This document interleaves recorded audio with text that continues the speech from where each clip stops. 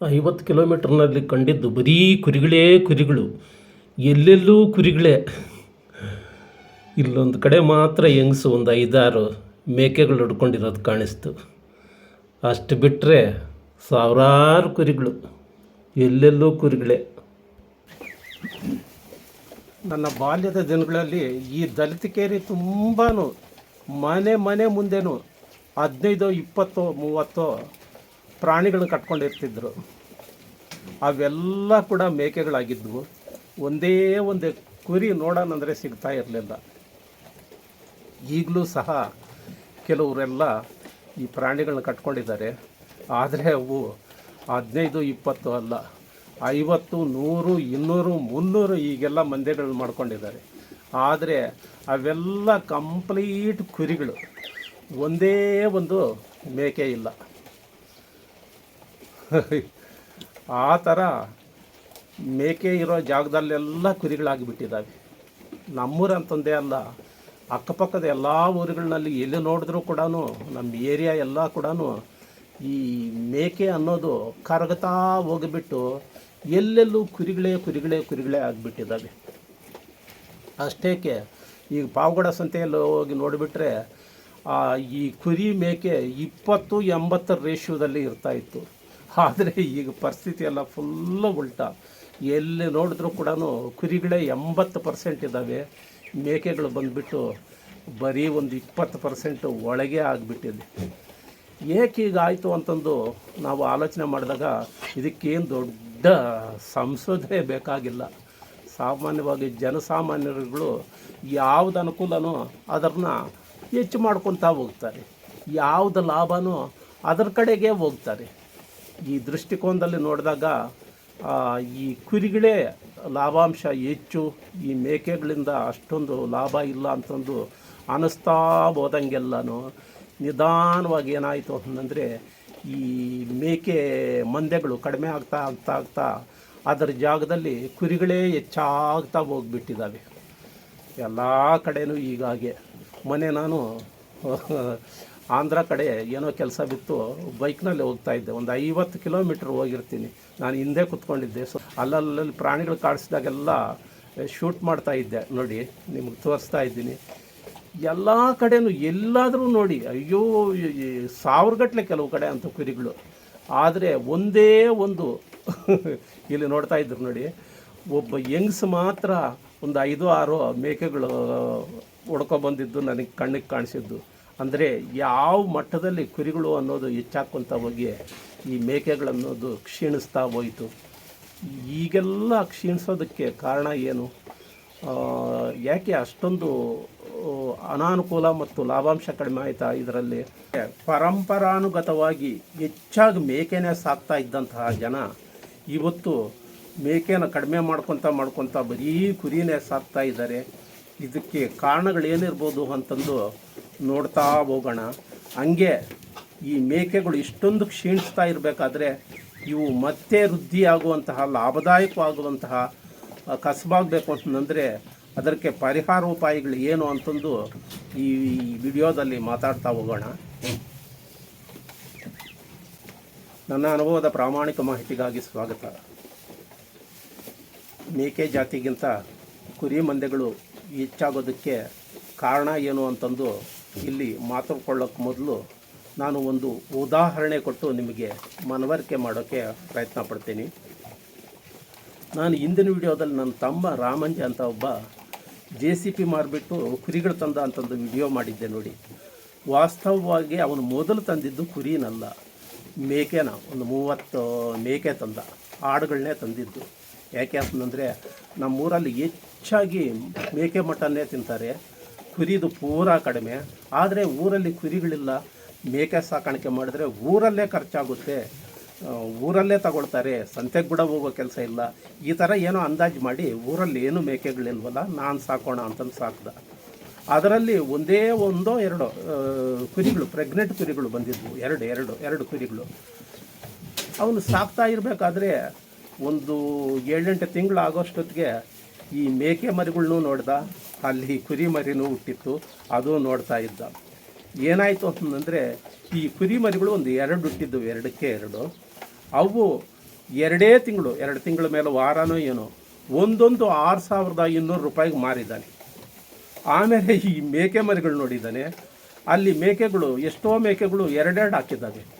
ಆದರೆ ಅವು ಹುಟ್ಟಿದಾಗಲಿದ್ದಾನು 3 ತಿಂಗಳಾದರೂ ಕೂಡ ಇನ್ನೂ ಹೆಗ್ಗಣದ ಮರಿಗಳ ಥರನ ಇದ್ದುವಂತೆ. ಎರಡೂ ಸೇರಿಸಿದ್ರು ಕೂಡ 2,000, 4,000 ಅಥವಾ 5,000 ಕೇಳ್ತಾ ಇದ್ದಾರಂತೆ. ಈ ಥರ ಸುಮಾರು ಈ ಮೇಕೆ ಮರಿಗಳ ಧಾರಣೆ ಎಲ್ಲ ನೋಡಿಬಿಟ್ಟ ಮೇಲೆ ಅವನಿಗೆ ಏನು ಜ್ಞಾನೋದಯ ಆಯಿತು ಅಂತಂದರೆ, ಒಂದು ಮೇಕೆ 2 ಮರಿ ಹಾಕಿದ್ರು ಕೂಡ ಆ 2 ಮೇಯಿಸಿದ್ರು 3 ತಿಂಗಳು 4 ತಿಂಗಳಾದರೂ ಕೂಡ ಅವು ಎರಡೂ ಸೇರಿ 6,000 ಹೋಗ್ತಾ ಇಲ್ಲ. ಆದರೆ ಈ ಕುರಿ ಏನು ಒಂದು ಮರಿ ಹಾಕಿತ್ತು, ಒಂದು ಟಗರು ಮರಿ ಅಂದ್ಕೊಳ್ಳಿ, ಅದು 2 ತಿಂಗಳ ಮೇಲೆ ವಾರಕ್ಕೆ 6,000 ಚಿಲ್ಲರೆ ಹಂಗೆ ಹೋಗಿಬಿಟ್ಟಿದೆ.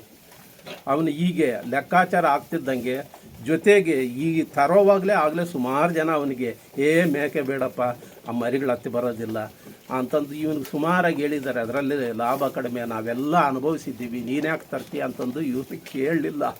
ಹಂಗೆಲ್ಲ ಹೇಳಿದ್ರು ಕೂಡ ಕೊನೆಗೆ ಅದೇ ಬೇರೆ ಎಲ್ಲರೂ ಹೇಳಿರೋದು ಬೇರೆ ಮನಸ್ಸಿನಲ್ಲಿ ಇಟ್ಕೊಂಡಿದ್ದ. ಜೊತೆಗೆ ಇವನು ಪ್ರಾಕ್ಟಿಕಲ್ಲಾಗಿ ಯಾವಾಗ ನೋಡಿದ್ನೋ 1-2 ಕುರಿಗಳಿಂದ ಈ 2 ಕುರಿಯಿಂದ ಬಂದು ಮರಿಯಿಂದ ಎಷ್ಟು ಲಾಭ ಬಂತು, ಈ ಮೇಕೆಗಳು ಎಲ್ಲ ಸೇರಿಸಿದ್ರು ಕೂಡ ಏನು ಬಂತು, ಇದನ್ನೆಲ್ಲ ಯಾವಾಗ ಅವನಿಗೆ ಪ್ರಾಕ್ಟಿಕಲ್ಲಾಗಿ ಮನವರಿ ಆಯಿತು, ತಕ್ಷಣ ವರ್ಷ ಅನ್ನೋದರಲ್ಲಿ ಎಲ್ಲ ಮೇಕೆಗಳನ್ನೆಲ್ಲ ಎತ್ತಾಕ್ಬಿಟ್ಟು ಈಗ ಕುರಿಗಳು ಮಾಡಿದ್ದಾನೆ. ಇದೊಂದೇ ಎಕ್ಸಾಂಪಲ್ ಸಾಕನಿಸುತ್ತೆ ನಿಮಗೆ ಮನವರಿಕೆ ಆಗೋದಕ್ಕೆ. ಮತ್ತು ಇವತ್ತು ಇಡೀ ಎಲ್ಲ ಕಡೆನೂ ಮೇಕೆಗಳು ಯಾಕೆ ಕ್ಷೀಣಿಸ್ತಾ ಎಲ್ಲೆಲ್ಲೂ ಕುರಿಗಳಾಗ್ತಾ ಹೋದ್ವು ಅಂತಂದು. ಹೌದು, ಇದು ವಾಸ್ತವ. ಇದಕ್ಕೆ ಬಹಳ ಮುಖ್ಯವಾದ ಕಾರಣ ಏನು ಅಂತಂದರೆ ಮೇಕೆ ಜಾತಿ. ನಮ್ಮ ಕಡೆ ಇರೋ ಮೇಕೆಗಳೆಲ್ಲ ಪುಟಾಣಿ ಮೇಕೆಗಳು, ಲೋಕಲ್ ಮೇಕೆಗಳೆಲ್ಲ ನಾಟಿ ಮೇಕೆಗಳು ಅಂತಾರಲ್ಲ, ಅಲ್ಲಿ ಇಷ್ಟು ಹೆಚ್ಚು ಕಮ್ಮಿ ರಾಜ್ಯದ ಎಲ್ಲ ಭಾಗದಲ್ಲೂ ಇದೇ ಥರ ಇದೆ. ಕುರಿಗಳ ವಿಚಾರದಲ್ಲಿ ಆ ಥರ ಇಲ್ಲ. ಬಾಗಲಕೋಟೆ ಈ ಕಡೆ ಹೋಗ್ಬಿಟ್ರೆ ಆ ಬಿಳಿಯು ಬರ್ತಾರೆ, ಎಳಗ ಜಾತಿಗಳು. ಅದೇ ಈ ಬಳ್ಳಾರಿ ಕಡೆ ಹೋದರೆ ಕೆಂಪು ಜಾತಿಗೆ ಇವು ಕೆಂಗುರಿಗಳು ಬರ್ತವೆ, ಅವು ಕೂಡ ಚೆನ್ನಾಗಿ ಡೆವಲಪ್ ಆಗುತ್ತೆ. ಆಮೇಲೆ ಮೈಸೂರು ಕಡೆ ಹೋದರೆ ಬಂಡೂರು ಅಂತಂದು ಒಳ್ಳೆ ಫೇಮಸ್ ಮಟನ್ ಅಂತೆ, ಅದೇನೋ ವರ್ಲ್ಡ್ ಫೇಮಸ್ ಮಟನ್. ಆ ಥರ ಎಲ್ಲ ವೆರೈಟಿ ಅಂದರೆ ಲ್ಯಾಂಡ್ ಮಾರ್ಕ್ ಇರುವಂತಹ ಕುರಿಗಳಿದ್ದಾವೆ. ಅರ್ಥ ಆಯ್ತಲ್ಲ, ಇವೆಲ್ಲ ಚೆನ್ನಾಗೂ ಹತ್ತು ಬರ್ತವೆ. ಆದರೆ ಇಡೀ ರಾಜ್ಯದಲ್ಲಿ ನೋಡ್ಕೊಳ್ಳಿ ನೀವು, ಮೇಕೆಗಳು ಎಲ್ಲಿಗೋದ್ರೂ ಒಂದೇ ಥರ, ಯಾವುದೇ ಲ್ಯಾಂಡ್ ಮಾರ್ಕ್ ಇರುವಂತಹ ಒಳ್ಳೆ ಸುಧಾರಿತ ತಳಿಗಳು ಅನ್ನೋ ಥರ ಮೇಕೆಗಳೇ ಇಲ್ಲ. ಎಲ್ಲ ನಾಟಿವು, ಪುಟಾಣಿವು. ಇವು ಏನಾಗ್ತಿದೆ ಅಂತಂದರೆ ಎರಡೆರಡೇನು ಈತ್ತೆ, ಏನು ಪ್ರಯೋಜನ? ಒಂದಕ್ಕೆ ಸಾಲು ಅಷ್ಟು ಹಾಲು ಕೂಡ ಇರೋದಿಲ್ಲ. ಇಷ್ಟು ಕೆಚ್ಚಲಲ್ಲಿ ಏನಾಗುತ್ತೆ, ಇಷ್ಟು ಹಾಲು ಬರುತ್ತೆ. ಅದು ಒಂದು ವಾರದಲ್ಲಿ ಒಳಗೆ ಆ 2 ಮರಿಗೂ ಸಾಲದೆ ಬರೋಂಗೆ ಆಗಿಬಿಟ್ಟು ಮುಂದಕ್ಕೂ ಕೂಡ ಏನಾಗುತ್ತೆ ಅಂದರೆ ಹಾಲು ಪೂರಾ ಕಡಿಮೆ ಬಿಟ್ಟಾಗ ಈ ಮರಿಗಳು ಅಲ್ಲೇ ಸಿಂಕ್ ಆಗಿಬಿಡುತ್ತೆ. 20-25 ದಿನ ಅನ್ನೋದ್ರೊಳಗೆ ಸಿಂಕ್ ಆಗಿಬಿಡುತ್ತೆ. ಇನ್ನು 3 ತಿಂಗಳು ಏನು ಕುಡಿಯುತ್ತೆ, ಅದು ಹಂಗಾಗಿಬಿಟ್ಟು ಫುಲ್ಲು ಕೃಶವಾಗಿಬಿಡ್ತವೆ. ಇನ್ನು ಈ ಥಂಡಿ ಕಾಲ ನೋಡಬೇಕು, ಗೊಣ್ಣೆ ಸುರಿಸ್ಕೊಂಡು ತಿಸ್ರೆ ಕಟ್ಕೊಂಡು ಸಾವೋ ಬದುಕು ಅನ್ನೋ ಥರ ಇಷ್ಟಿಷ್ಟೇ ಇರ್ತವೆ. ಆಮೇಲೆ ಅವು ಮೇಯ್ದರೂ ಕೂಡ ಏನು ಹಾಲು ಕುಡಿದು ಚೆನ್ನಾಗಿ ಹತ್ತು ಬರ್ತಾ ಇರುವಂಥ ಸಮಯ ಏನಿದೆಯೋ ಆ ಸಮಯದಲ್ಲಿ ಪರಿಪೂರ್ಣ ಪೋಷಕಾಂಶ ಅಲ್ವ ಈ ಹಾಳು. ಆ ಹಾಲು ಯಾವಾಗ ಆಗೊಟ್ಲಿಗೆ ಆಗೋದಿಲ್ವೋ ಸಫಿಸಿಯೆಂಟಾಗಿ, ಅವು ಫುಲ್ಲು ಕೃಶವಾಗಿಬಿಟ್ಟು ಎಲ್ಲ ಸೀದ್ಕೊಂಡು ಹೋಗ್ಬಿಡ್ತಾರೆ. ಆಮೇಲೆ ನೀನು ಏನು ಮೇವು ಹಾಕಿದ್ರೂ ಕೂಡ ಹತ್ತಿ ಬರೋದಿಲ್ಲ. ಎಷ್ಟೋ ಜನ ಏನು ಮಾಡ್ತಾರೆ ಅಂದರೆ 4 ತಿಂಗಳು 5 ತಿಂಗಳು ಇಟ್ಕೊಂಡ್ರು ಕೂಡ ಅವೆರಡೂ ಸೇರಿ 6,000ಕ್ಕೆ ಹೋಗೋದು ಕಷ್ಟ ಆಗುತ್ತೆ. ಅದೇ ಕುರಿ ಮರಿ ಒಂದಿದ್ರೂ ಕೂಡ ಅದು 6 ಚಿಲ್ಲರೆ ಹಿಂಗೆಲ್ಲ ಹೋಗಿಬಿಡುತ್ತೆ. ಇಲ್ಲಿ ಇನ್ನೊಂದು ಏನಾಗುತ್ತೆ ಅಂತಂದರೆ, ಮರಿಗಳಿದ್ದಾಗ ಮೇಕೆಗಳು ಬೇಗ ಬೆದೆಗೆ ಬರೋದಿಲ್ಲ, ಕಟ್ಟೋದಿಲ್ಲ. ಈಗ ಈ ಕುರಿಗಳವ್ರು ಏನು ಮಾಡ್ತಾರೆ ಅಂದರೆ 2 ತಿಂಗಳಿಗೆ ಮಾರಕ್ಕೆ ಬಿಡ್ತಾರೆ. 6,000, ಒಂದೊಂದು ಸತಿ 6,500 ಹಿಂಗೆಲ್ಲ ಮಾರಕ್ಕೆ ಬಿಡ್ತಾರೆ. ಮರಿನ ಚೆನ್ನಾಗಿ ದಷ್ಟಪುಷ್ಟವಾಗಿರುತ್ತಲ್ಲ, ಮಾರಕ್ಕೆ ಬಿಡ್ತಾರೆ. ಮಾರಕ್ತಿದ್ದಂಗೆ ಏನಾಗುತ್ತೆ ಅಂತಂದರೆ ಆ ಕುರಿ ಬೆದೆಗೆ ಬರುತ್ತೆ. ಅಲ್ಲಿಗೇನು 7 ತಿಂಗಳು ಅನ್ನೋಷ್ಟೊತ್ತಿಗೆ ಅದು ಇನ್ನೊಂದು ಸತಿ ಮರಿ ಕೊಡುತ್ತೆ. ಅದೇ ಈ ಮೇಕೆ ಏನಾಗುತ್ತೆ, ಪಕ್ಕದಲ್ಲಿ ಮರಿಗಳಿರ್ತಾವಲ್ಲ, ಅದು ಆ ಮಮಕಾರದಲ್ಲಿ ಬೆದೆಗೆ ಬರೋದೇ ಇಲ್ಲ. ಬೆದೆಗೆ ಬರೋದೇ ಇಲ್ಲ. 3-4 ತಿಂಗಳ ನಂತರ ಬೆದೆಗೆ ಬಂದರೆ ದೊಡ್ಡದು, ಸ್ಲೋ ಆಗಿಬಿಡುತ್ತೆ. ಇದು ಮರಿಗಳು ಕೊಡೋದು ಸ್ಲೋ ಆಗಿಬಿಡುತ್ತೆ. ಈ ರೀತಿಯಲ್ಲಿಯೂ ಕೂಡ ಈ ಮೇಕೆ ಜಾತಿಯಿಂದ ಲಾಭಾಂಶ ಕಡಿಮೆ ಆಗ್ತಾಯಿದೆ. ಇದನ್ನೆಲ್ಲ ಮನಗಂಡೆ ಎಷ್ಟೋ ಜನ ಏನು ಮಾಡ್ತಿದ್ದಾರೆ ಅಂದರೆ ಈ ಮೇಕೆಗಳನ್ನ ಬಿಟ್ಬಿಟ್ಟು ಕುರಿಗಳಿಗೆ ಬರ್ತಾಯಿದ್ದಾರೆ. ಕೆಲವ್ರು ಏನು ಹೇಳ್ತಾರೆ, ಮೇಕೆಗಳು ಸುಮ್ಮನೆ ಬೆಟ್ಟಕ್ಕೂ ಗುಡ್ಡಕ್ಕೂ ಗಿಡ ನೋಡ್ದಂಗೆಲ್ಲ ಓಡೋಗುತ್ತೆ, ಅದಕ್ಕೆ ಮೇಕೆಗಳು ಕಡಿಮೆ ಮಾಡಿದ್ರು. ಕುರಿಗಳಾದರೆ ಸಾಮೂಹಿಕವಾಗಿ ಹೋಗ್ತವೆ ಅಂತಂದಂತಾರೆ. ಕುರಿಗಳು ಬಿಸಿಲು ಕಾಲದಲ್ಲಿ ಓಡ್ತವೆ. ಇದೆಲ್ಲ ಮುಖ್ಯವಾದ ಕಾರಣ. ಏನು ಅಂತಂದರೆ ನಮ್ಮಲ್ಲಿರುವಂತಹ ಮೇಕೆ ಜಾತಿ ಮರಿಗಳು ಬೇಗ ಹತ್ತಿ ಬರೋದಿಲ್ಲ. ಈಗ ಮಂದೆಗಳು ಕಟ್ಕೊಂಡು ಅವ್ರಿಗೆ ಲಾಭಾಂಶ ತರೋದೇ ಮರಿಗಳ ಮುಖಾಂತರ, ಪ್ರೊಡಕ್ಷನ್ ಮುಖಾಂತರ. ಮಂದೆಗಳಿರೋದೆಲ್ಲ ಬ್ರೀಡಿಂಗ್ನಲ್ಲೇ ಅಲ್ವಾ, ಮತ್ತು ಯಾವತ್ತು ಮರಿಗಳಲ್ಲಿ ಈ ಥರ ಬರೋದಿಲ್ವೋ, ಕುರಿಗಳಲ್ಲೇ ಅನುಕೂಲ ಆಗಿ ಈಗ ಎಲ್ಲರೂ ಕಂಪ್ಲೀಟ್ ಕುರಿಗಳಿಗೆ ಟ್ರಾನ್ಸ್ಫರ್ ಆಗಿಬಿಟ್ರು. ಇದು ನಾನು ನೋಡ್ತಾ ಇರುವಂಥ ಬಹಳಷ್ಟು ನಮ್ಮ ಗಡಿ ಭಾಗ, ಎಲ್ಲ ಕಡೆ ಆಂಧ್ರ ಕರ್ನಾಟಕದ ಈ ಗಡಿ ಭಾಗ ಮತ್ತು ಸುತ್ತಮುತ್ತಲ ಎಲ್ಲೆಲ್ಲ ನಮ್ಮದು ಸ್ವಲ್ಪ ಉಷ್ಣಾಂಶದ ಪ್ರದೇಶ, ಹೆಚ್ಚಾಗಿ ಇಲ್ಲಿ ಪ್ರಾಣಿಗಳು ಸಾಕ್ತಾರೆ. ಇಲ್ಲಿ ಈ ಥರ ಟ್ರಾನ್ಸ್ಫರ್ಮೇಷನ್ ಬಹಳ ಆಗಿಬಿಟ್ಟಿದೆ. ಇನ್ನು ಅನಂತಪುರ ಹೋದರೂ ನೋಡಿದ್ದೀನಿ, ಇಲ್ಲಿ ನೋಡಿದ್ದೀನಿ. ಆಮೇಲೆ ಇಂಡಿಗನಾಳ ಕಡೆ ಹೋದಾಗ ಕೂಡ ಅಲ್ಲಿ ಕೂಡ ಅಷ್ಟೇ ಅದೇ ಥರ ಕಾಣಿಸ್ತಾ ಇದೆ. ನಿಮ್ಮ ಕಡೆ ಏನಾದರೂ ಆ ಥರ ಏನು ಪರಿಸ್ಥಿತಿ ಇಲ್ಲ ಅನ್ನೋರು ಯಾರಾದರೂ ಇದ್ದರೆ ಕಾಮೆಂಟ್ಗಳಲ್ಲಿ ತಿಳಿಸಿ. ಇನ್ನು ಈಗ ಇದಕ್ಕೆ ಪರಿಹಾರ ಏನು ಅಂತಂದು ನಾವು ಆಲೋಚನೆ ಮಾಡೋದಾದರೆ, ನನಗೇನು ಕಾಣಿಸುತ್ತೆ ಅಂತಂದರೆ, ಮೇಕೆ ಜಾತಿ ಕ್ಷೀಣಿಸೋದಕ್ಕೆ, ಲಾಭಾಂಶ ಕಡಿಮೆ ಆಗೋದಕ್ಕೆ ಈ ತಳಿನೇ ಬಹಳ ಮುಖ್ಯವಾದ ಕಾರಣ ಆಗಿರೋದ್ರಿಂದ ಈ ತಳಿನ ನಾವು ಬದಲಾವಣೆ ಮಾಡಬೇಕಾಗುತ್ತೆ ಅಥವಾ ಕ್ರಾಸ್ ಮಾಡಬೇಕಾಗುತ್ತೆ. ಈಗ ನೋಡಿ, ರೇಷ್ಮೆನ ನಾನು ಉದಾಹರಣೆಯಾಗಿ ಕೊಡ್ತೀನಿ.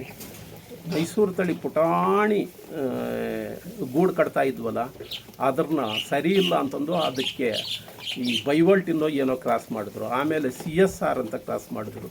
ಈಗ ಕಂಪ್ಲೀಟ್ CSR ಓಡ್ತಾ ಇದೆ. ನಾನು ಸುಮ್ಮನೆ ಉದಾಹರಣೆ ಕೊಡ್ತೀನಿ.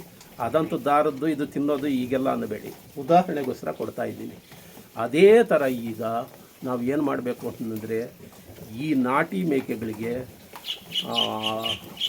ಬಹಳ ಮಜಬೂತಾದಂತಹ ಮತ್ತು ಹೆಚ್ಚು ಹಾಲು ಕೊಡುವಂತಹ ಈ ಜಮನಾಪಾರಿ, ಬೀಟಲ್ ಇಂಥವು ಏನಿದ್ರೆ ಉತ್ತರ ಭಾರತದಿಂದ ತಂದಿರೋವು ಈಗಾಗಲೇ ನಮ್ಮ ರಾಜ್ಯದಲ್ಲಿ ಬೇಕಾದಷ್ಟು ಇದ್ದಾವೆ, ನನ್ನ ಹತ್ರನೂ ಇದ್ದಾವಲ್ವ. ಈ ಥರ ನಾನು ಕಂಡುಕೊಂಡಿರೋದು ಅದೇ. ಇಷ್ಟೆಲ್ಲ ವರ್ಷಗಳಲ್ಲಿ ಭಾಳ ಸೈಜ್ ಬರುತ್ತೆ. ಅದು ಹುಟ್ಟಿದಾಗಲೇ ಏನು ಹೆಂಗಿರುತ್ತೆ ಅಂದರೆ, ನಮ್ಮ ನಾಟಿ ಮರಿಗಳು ಒಂದು 3 kg ಒಳಗೆ ಬಂದರೆ ದೊಡ್ಡದು. ಅದೇ ನಾನು ಈ ಜಮನಾಪಾರಿ ಸಾಕ್ತಾ ಇದ್ದೀನಲ್ಲ, ಬೀಟಲ್ ಆಗಲಿ, ಇವು 5 kg ತನಕ ಇರುತ್ತೆ, 4.5 kg ಇರುತ್ತೆ. ಅಂದರೆ 1.5 ಪಟ್ಟು ಹುಟ್ಟಿದಾಗಲೇ ಅಷ್ಟು ದೊಡ್ಡದಾಗಿರುತ್ತೆ. ಈ ಥರ ನಾವು ಜಮನಾಪಾರಿ, ಬೀಟಲ್ ಇಂಥ ಇವುಗಳಿಗೆ ಓತಗಳು ತಂದು ಕ್ರಾಸ್ ಆದರೂ ಮಾಡಬೇಕು. ಪೂರಾ ಔಟ್ಲನ್ನೇ ತರೋಕ್ಕೆ ಸ್ವಲ್ಪ ದುಬಾರಿ ಅಂದ್ಕೊಂಡ್ರೆಗಿನ ಆ ಥರ ಮಾಡಬೇಕು. ಆದರೆ ನಮ್ಮ ಈ ಜನಗಳಿಗೆ, ಹಳ್ಳಿ ಜನಗಳಿಗೆ ಆ ದುಬಾರಿ ಓತ ತಂದು ಏನು ಬಿಡಪ್ಪ, ನಮ್ಮ ಓತನೇ ಇದೆ, ಇದೇ ಥರ ಇದ್ದಾರೆ. ನಾನು ಜನಗಳಿಗೆ ಅವೇರ್ನೆಸ್ ತರಬೇಕು ಅಂತಂದು ಇಷ್ಟು ಏನು ಮಾಡಿದ್ದೆ ಅಂತಂದರೆ, ನಮ್ಮ ಪಾವಗಡ ಸಂತೆಗೆ ಪಾಂಪ್ಲೆಟ್ನಲ್ಲಿ ಹೊಡಿಸಿ ಅಲ್ಲಿ ಓತ್ಮರಿಗಳು ತಗೊಂಡೋಗಿ ನೀವು ಈ ಥರ ಚೇಂಜ್ ಮಾಡ್ಕೊಳ್ಳಿ ಅಂತಂದು ಕೂಡ ನನಗೆ ಅಲ್ಲಿ ಅವೇರ್ನೆಸ್ ಪ್ರೋಗ್ರಾಮ್ ಅನ್ನೋ ಥರನೇ ಸಂತೆಯಲ್ಲಿ ಇಟ್ಟಿದ್ದೆ. ಆದರೂ ಕೂಡ ಇನ್ನೂ ಹೆಚ್ಚಿನ ಮಟ್ಟದಲ್ಲಿ ಈ ಥರ ಮಾಡಬೇಕಾಗಿದೆ. ಇಲ್ಲ ಅಂತಂದರೆ ಇನ್ನಷ್ಟು ಕೃಷಿವಾಗ್ತಾ ಹೋಗುತ್ತೆ. ಈ ನಾಟಿ ಮೇಕೆಗಳು ಸಾಕೋರು ಕಡಿಮೆ ಆಗಿಬಿಟ್ಟಾಗ ಏನಾಗುತ್ತೆ ಅಂದರೆ, ಮಾರ್ಕೆಟ್ನಲ್ಲಿ ಮೇಕೆಗಳೇ ಇಲ್ದಂಗೆ ಆಗಿಬಿಡುತ್ತೆ. ಆಗ ಅನಿವಾರ್ಯವಾಗಿ ನಾವು ಕುರಿ ಮಟನ್ನೇ ತಿನ್ನಬೇಕಾಗುತ್ತೆ. ಒಂದು ಅರ್ಥದಲ್ಲಿ ಹೇಳಬೇಕು ಅಂತಂದರೆ, ಕುರಿ ಮಟನ್ಗಿಂತ ಮೇಕೆ ಮಟನ್ನು ಬಹಳ ಒಳ್ಳೆಯದು ಅಂತಂದೇ ಹೇಳ್ತಾರಲ್ಲ, ಗಿಡದ್ದೆಲ್ಲ ತಿನ್ನೋದು ಇದೆಲ್ಲ ಇಲ್ಲ. ಇನ್ನು ಈಗ ಬರ್ತಾ ಆಧುನಿಕ ಕಾಲದಲ್ಲಿ ಬಯಲು ಕಡೆ ಹೊಡ್ಕೊಂಡೋಗಿ ಮೇಯಿಸೋದು ಕಡಿಮೆ ಆಗ್ತಾ ಸ್ಟಾಲ್ ಫೀಡ್ ಅಂದರೆ ಕೂಡು ಪದ್ಧತಿಯಲ್ಲಿ ಕೊಟ್ಟಿಗೆಯಲ್ಲೇ ಮೇಯಿಸೋರು ಹೆಚ್ಚಾಗ್ತಾ ಇದ್ದಾರೆ. ಕೊಟ್ಟಿಗೆಯಲ್ಲಿ ಮೇಯಿಸೋದಕ್ಕೆ ಇಷ್ಟು ಹೆಚ್ಚು ಕಮ್ಮಿ ಮೇಕೆನೇ ಸೂಟಬಲ್ಲು ಕುರಿಗಿಂತ. ಯಾಕೆಂದರೆ ಒಂದೊಂದು ಹಾಕುತ್ತೆ. ಸುವರ್ಣ ಇಂಥದ್ದು ಯಾವ್ಯಾವ ಹೇಳ್ತಾರೆ, ನಾರಿ ಸುವರ್ಣ ಇಂಥವ್ಯಾವು ಹೇಳ್ತಾರೆ, ಇರಲಿ ಅವ್ರ ಕತೆ. ನಾವು ಕುರಿ ಸಾಕಬೇಕು ಅಂದ್ಕೊಂಡ್ರೆ ಈ ಒಂದೊಂದು ಹಾಕೋದ್ರಲ್ಲಿದ್ದ ಸ್ಟಾಲ್ ಫೀಡ್ನಲ್ಲಿ ನೀವೇನಾದರೂ ಕುರಿಗಳು, ಈಗ ನಾಟಿ ಕುರಿಗಳೇ ಅಂದ್ಕೊಂಡೆ ನಮ್ಮವೇನು, ಮೇಯಿಸಿಬಿಟ್ರೆ ನಮಗೆ ಏನು ಗಿಟ್ಟೋದಿಲ್ಲ. ಒಂದೊಂದು ಹಾಕಿದವು ಮೇವೇ ಹೆಚ್ಚಾಗಿ ತಿನ್ನುತ್ತೆ ಕುರಿ. ಬೈಲಲ್ಲಾದರೆ ಸಿಕ್ಕಿದ್ದೆಲ್ಲ ತಿಂದುಬಿಡುತ್ತೆ. ನಾವು ಸ್ಟಾಲ್ ಫೀಡ್ನಲ್ಲಿ ಮಾಡಿ ಅದಕ್ಕೆ ಆಹಾರ ಕೊಡಬೇಕಂದ್ರೆ ಒಂದು ಮರಿ ಹುಟ್ಟಿದಾಗ ಅದಕ್ಕೆ ಲಾಸ್ ಆಗುತ್ತೆ. ಹಿಂಗಾಗಿಬಿಟ್ಟು ಸ್ಟಾಲ್ ಫೀಡ್ನಲ್ಲಿ ಮೇಯಿಸೋದಕ್ಕೆ ಮೇಕೆ ಜಾತಿನೇ ಸೂಟಬಲ್ಲು. ಆದರೆ ನಮ್ಮ ಲೋಕಲ್ ಮೇಕೆ ಜಾತಿಗಳನ್ನ ಸಾಕಿಬಿಟ್ರೆ ನಾವು ಅಲ್ಲಿ ಲಾಸ್ ಆಗ್ತೀವಿ. ಏಕೆ ಅಂತಂದರೆ ಈ ಮರಿಗಳನ್ನ ನಾವು ಎಷ್ಟೇ ಚೆನ್ನಾಗಿ ಒಂದು ವೇಳೆ ನೋಡಿಕೊಂಡ್ರೂ ಕೂಡ ಇವು ಬೇಗ ಡೆವಲಪ್ ಆಗೋದಿಲ್ಲ. ಕುರಿಗಳಿಗೆ ಲೆಕ್ಕ ಹಾಕ್ಕೊಂಡು ಬಿಟ್ಟರೆ ಎರಡೇ ನೀಯುತ್ತೆ, ಡೆವಲಪ್ ಆಗೋದಿಲ್ಲ. ಹಂಗಾಗ್ಬಿಟ್ಟು ನಾಟಿ ಮೇಕೆಗಳು ನೀವೇನಾದರೂ ಕೂಡು ಪದ್ಧತಿಯಲ್ಲಿ ಅಟ್ಟದ ಪದ್ಧತಿಯಲ್ಲಿ ನೀವು ಮಾಡಿಬಿಟ್ರೆ ಅದು ಅಷ್ಟಾಗಿ ಗಿಟ್ಟೋದಿಲ್ಲ. ಅಲ್ಲಿ ನಾವು ಈ ಸುಧಾರಿತ ತಳಿಗಳೇನಿದ್ದಾವೆ ಜಮನಾಪರಿ ಬೀಟಲ್ ಇವುಗಳನ್ನೇ ಸಾಕಬೇಕಾಗುತ್ತೆ. ಇವು ಸಾಕಿದ್ರೆ ಒಳ್ಳೆ ಲಾಭಾಂಶ ಇದೆ. ಎರಡೆರಡು ಮರಿ ಹಾಕುತ್ತೆ. ಅವು ಕುಡಿಯೋಷ್ಟು ಹಾಲು ಕೊಡ್ತಾವೆ. ಇಷ್ಟು ಹೆಚ್ಚು ಕಮ್ಮಿ 2 ತಿಂಗಳು ಸಫಿಸಿಯೆಂಟಿಯಾಗಿ ಕುಡಿಯೋಷ್ಟು ಯಥೇಚ್ಛವಾದ ಹಾಲಿರುತ್ತೆ ಈ ತಳಿಗಳಿಗೆ ಪೂರ್ತಿ. ಆದರೆ ಇಲ್ಲಿ ಕೂಡ ಒಂದು ಸಮಸ್ಯೆ ಬರ್ತಾ ಇದೆ ಈಗ. ಏನು ಅಂತಂದರೆ ಉದ್ದಾಕಿವಿ ಅಲ್ಲ ಇವು ಜಮನಾಪರಿ ಬೀಟಲ್ ಅಂತಂದರೆ ಉದ್ದಾಕಿವಿ ಇವು ಅಂತಿದ್ದಂಗೆ ಈ ಸಾಮಾನ್ಯ ಜನಗಳಿಗೆ ಏನಾಗುತ್ತೆ ಅಂತಂದರೆ ಇವೇನೋ ಹೈಬ್ರಿಡ್ ಅನ್ನೋ ಥರ ಆಗುತ್ತೆ. ಅಂದರೆ ಬೇಗ ಅಕ್ಸೆಪ್ಟ್ ಮಾಡ್ಕೊಳ್ತಾ ಇಲ್ಲ. ಅಲ್ಲಲ್ಲಿ ಈಗ ಕೋಲಾರ ಕಡೆ ಹೋಗ್ಬಿಟ್ರೆ ಏನಿಲ್ಲ, ನಾರ್ಮಲ್ ಆಗಿ ಅವರೆಲ್ಲ ಅಕ್ಸೆಪ್ಟ್ ಮಾಡ್ಕೊಂಡಿದ್ದಾರೆ. ನಮ್ಮ ಕಡೆನೂ ಅಲ್ಲಲ್ಲಿ ಮಾಡಿಕೊಂಡು ಈಗ ಮಾರ್ಕೆಟ್ಗೆ ಕೂಡ ಬರ್ತಾ ಇದೆ, ಅಷ್ಟೋ ಇಷ್ಟೋ ಹೋಗ್ತಾ ಇದೆ. ನಿಧಾನವಾಗಿ ಜನ ಇವುಗಳನ್ನ ಅಕ್ಸೆಪ್ಟ್ ಮಾಡ್ಕೊಂಬಂಗೆ ಆಗಬೇಕು. ಏಕೆ ಅಂತಂದರೆ ಬಯಲು ಬಿಟ್ಟು ಇನ್ನೆಲ್ಲ ಈ ಸ್ಟಾಲ್ ಫೀಡ್ನಲ್ಲೇ ಮೇಯಿಸ್ತಾ ಇರೋದ್ರಲ್ಲಿಂದ ಇನ್ನು ಅಲ್ಲಿಗಿಟ್ಟಬೇಕು ಅಂತಂದರೆ ಈ ನಾಟಿವು ನಾವು ಸಾಕಾಣಿಕೆ ಮಾಡಿದ್ರೆ ಗಿಟ್ಟೋದಿಲ್ಲ. ಏನು ಸಮಸ್ಯೆ ಬರುತ್ತೆ, ಹೈಬ್ರಿಡ್ ಅಂದ್ಕೊತಾರೆ ಅಂತ ನೋಡು. ಹಿಂಗೆ ಆಗಬಾರ್ದು. ಜನಗಳು ಇವುಗಳನ್ನ ನಿಧಾನವಾಗಿ ಅಕ್ಸೆಪ್ಟ್ ಮಾಡ್ಕೊಳ್ರಿ ಅಂದರೆ ಮಾಡ್ಕೊಬೋದಿಲ್ಲ. ಅದು ಪರಿಸ್ಥಿತಿ ಆ ಥರ ಸೃಷ್ಟಿ ಆಗಬೇಕಾಗುತ್ತೆ. ಇದಕ್ಕೆ ಗೌರ್ಮೆಂಟು ಇನ್ವಾಲ್ವ್ ಮಾಡ್ಕೋಬೇಕಾಗುತ್ತೆ. ಏನು ಅಂತಂದರೆ ಅಲ್ಲೆಲ್ಲೋ ಈ ಕೆಲವು ಫ್ಯಾಕ್ಟ್ರಿಗಳು ಆಗ್ತಾಯಿದ್ದಾವಂತೆ. ಈ ಶಿರಾ ಚೀಲ್ನಹಳ್ಳಿ ಇಲ್ಲೆಲ್ಲೂ ಮಟನ್ ಕಟ್ಟಿಂಗ್ ಮಾಡೋ ಅಂಥ ಒಂದು ಪ್ಲಾಂಟ್ ರೆಡಿ ಆಗಿದೆಯಂತೆ. ಅಂಥವೆಲ್ಲ ಬೇಗ ರೆಡಿ ಆಗಿಬಿಟ್ಟು ಯಾರಾದರೂ ಈ ಥರ ಹಿಂಗೆ ಸುಧಾರಿತ ತಳಿಗಳನ್ನ ಕ್ರಾಸ್ ಮಾಡಿರೋವು ಕಿವಿಗೆ ಆಗಲಿ ಅವೇನು ಕ್ವಾಲಿಟಿ ಇದೆ, ಒಳ್ಳೆ ಮಟನ್ನು ಅದನ್ನು ಹೇಳಬೇಕು. ಈ ಜಮನಾಪಾರಿ ಬೀಟಲ್ ಇವು ಒಳ್ಳೆ ಮಟನ್ ನಾನು ತಿಂದು ನೋಡಿರೋದ್ರಲ್ಲಿಂದ ಹೇಳ್ತೀನಿ.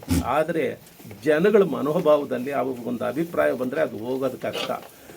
ಹಂಗಾಗ್ಬಿಟ್ಟು ಇದಕ್ಕೆ ಮಧ್ಯೆ ಅದೇನಾದರೂ ಅಲ್ಲಿ ಮಟನ್ ಕಟ್ಟಿಂಗ್ದು ಏನಾದರೂ ಕಮೆಂಟ್ಸ್ ಆಗಿಬಿಟ್ಟು ಈ ಪ್ರಾಣಿಗಳನ್ನ ತಗೊಂಡೋಗೋಕೆ ಶುರು ಮಾಡಿಬಿಟ್ರೆ ಬೇಕಾದರೆ ಜನ ಕೊಡ್ತಿದ್ರೆ ಅಲ್ಲಿ ಗೌರ್ಮೆಂಟ್ ಫ್ಯಾಕ್ಟ್ರಿ ಅವರೇ ತಗೊತಾರೆ ಒಳ್ಳೆ ಕ್ವಾಲಿಟಿ ಅಂತಂದು kg ಲೆಕ್ಕದಲ್ಲಿ ತೂಕದ ಲೆಕ್ಕದಲ್ಲಿ ಬಿಡೋ ಅಲ್ಲೇ ಹೋಗುತ್ತೆ ಅಂತಂದು ಧಾರಾಳವಾಗಿ ಸಾಕೋಕೆ ಶುರು ಮಾಡ್ತಾರೆ. ಸಾಕೋಕೆ ಶುರು ಮಾಡಿದಾಗ ಅಲ್ಲಲ್ಲಿ ಕಾಣಿಸ್ಕೊಂಡಾಗ ಅಲ್ಲಲ್ಲಿ ಕೊಯ್ದಾಗ ಜನ ತಿಂದಾಗ ಇಲ್ಲಪ್ಪ ಇದು ಮಟನ್ ಚೆನ್ನಾಗಿದೆ ಅಂತಂದು ಅಕ್ಸೆಪ್ಟ್ ಮಾಡ್ಕೊಳ್ತಾರೆ. ಸುಡುಗಾಡು ಬಾಯ್ಲರ್ ಕೋಳಿಗಳನ್ನೇ ಅಕ್ಸೆಪ್ಟ್ ಮಾಡ್ಕೊಂಡು ಈಗ ಔಟ್ಲನ್ನೇ ಹೆಚ್ಚಾಗಿ ತಿಂತಾ ಇದ್ದಾರೆ. ಸ್ಟಾರ್ಟಿಂಗ್ ಬಂದಾಗ ಏನು ಔಟ್ಲು ತಿನ್ನಬಾರ್ದು, ಹಂಗೆ ನಮ್ಮ ನಾಟಿನೇ ಶ್ರೇಷ್ಠ ಅಂತಿದ್ರು. ಈಗ ಬೇಕಾದಷ್ಟು ತಿಂತಾ ಇದ್ದಾರೆ. ಆ ಥರ ಜನಗಳು ರಿಸೀವ್ ಮಾಡ್ಕೊಳ್ತಾರೆ ನಿಧಾನವಾಗಿ. ಯಾಕೆಂದರೆ ಒಂದು ಫೇಕ್ ಇದು. ಇವರ ಅಭಿಪ್ರಾಯ ಏನಿದೆ ಇದು ಫೇಕ್, ಅಂದರೆ ವಾಸ್ತವದ್ದಲ್ಲ. ಮಟನ್ ಚೆನ್ನಾಗಿಲ್ಲ ಈ ಥರ ಹೇಳೋದು. ಒಂದು ವೇಳೆ ನಾನು ಸಿರೋಹಿನ್ ನೋಡಿದ್ದೀನಿ ಬಾಂಬೆ ಕಡೆ, ಅವು ಹೆಚ್ಚು ಕೊಬ್ಬನಾಂಶ ಇರೋದರಿಂದ ಸ್ವಲ್ಪ ಸಪ್ಪೆ ಬರುತ್ತೆ, ಅಷ್ಟೊಂದು ಕ್ವಾಲಿಟಿ ಇಲ್ಲ ಅಂತಂದು ಹೇಳ್ಬೋದು ಬೇಕಾದರೆ. ಆದರೆ ಜಮನಾಪಾರಿ ಬೀಟಲ್ಲು ಒಳ್ಳೆ ಮಟನ್ನು, ನಮ್ಮ ನಾಟಿವ್ ಏನಿರ್ತೋ ಅದಕ್ಕಿಂತ ಚೆನ್ನಾಗೇ ಇರುತ್ತೆ ಅಂತಂದೇ ಹೇಳ್ಬೋದು. ಅದರಲ್ಲಿದ್ದ ಜನಗಳ ಮನೋಭಾವ ಬದಲಾಗಬೇಕು ಅಂತಂದರೆ ನಿಧಾನವಾಗಿ ಇವುಗಳನ್ನ ಅಡಾಪ್ಟ್ ಮಾಡ್ಕೊತಾ ಹೋಗಬೇಕು, ಸಾಕಾಣಿಕೆ ಮಾಡ್ಕೊತಾ ಹೋಗಬೇಕು. ಆವಾಗೆ ಏನಾದರೆ ಕ್ಷೀಣಿಸ್ತಾ ಇದೆ ಮೇಕೆ ಜಾತಿ ಮತ್ತೆ ವೃದ್ಧಿಸೋದಕ್ಕೆ ಒಂದು ಅನುಕೂಲ ಆಗುತ್ತೆ. ಇಲ್ಲ ಅಂತಂದರೆ ಬರೀ ಕುರಿಗಳೇ ಹೆಚ್ಚಾಗಿಬಿಡ್ತಾರೆ. ಆ ಕುರಿಗಳು ಮಾತ್ರ ಈಗ ಏನು ಈ ಟಗರುಗಳನ್ನ ಇವೆಲ್ಲ ಏನು ಕೋಳಿ ಫೀಡಾಕೆ ಇದು ಮಾಡ್ತಾ ಇದ್ದಾರೆ. ಅನಿವಾರ್ಯ ಆಗೋಗಂಗೆ ಮಾಡಬಾರ್ದು. ಮೇಕೆ ಜಾತಿನೂ ವೃದ್ಧಿ ಆಗಬೇಕು ಅಂತಂದರೆ ನಾನು ಹೇಳ್ದಾಗೆ ಇವುಗಳನ್ನ ಕ್ರಾಸ್ ಮಾಡೋ ಅಥವಾ ಒರಿಜಿನಲ್ ಬ್ರೀಡ್ಗಳೇ ಆಗಲಿ ಸಾಕಿ ಅವ್ರಿಗೆ ಲಾಭಾಂಶ ಬಂದರೆ ಹೆಚ್ಚು ಜನ ಇವುಗಳನ್ನ ಸಾಕೋಕ್ಕೆ ಪ್ರಾರಂಭ ಮಾಡ್ತಾರೆ. ಕ್ಷೀಣಿಸುತ್ತಿರುವಂತಹ ಮೇಕೆ ಜಾತಿ ಮತ್ತೆ ವೃದ್ಧಿಸೋದಕ್ಕೆ ಅನುಕೂಲ ಆಗುತ್ತೆ. ನನಗೆ ಕಂಡಂತಹ ಒಂದು ಪರಿಹಾರ ಇದು. ನೀವೇನಂತೀರ ಕಾಮೆಂಟ್ಗಳಲ್ಲಿ ತಿಳಿಸಿ. ಓಕೆ, ಯಾರಾದರೂ ಸಬ್ಸ್ಕ್ರೈಬ್ ಮಾಡದೆ ನೋಡ್ತಾ ಇರೋವಂಥದ್ದು ಸಬ್ಸ್ಕ್ರೈಬ್ ಮಾಡ್ಕೊಳ್ಳಿ, ಲೈಕ್ ಮಾಡಿ, ಶೇರ್ ಮಾಡಿ ಅಂತ ಹೇಳ್ತಾ ಮುಂದಿನ ವಿಡಿಯೋದಲ್ಲಿ ಭೇಟಿ ಹೋಗೋಣ. ನಮಸ್ಕಾರ.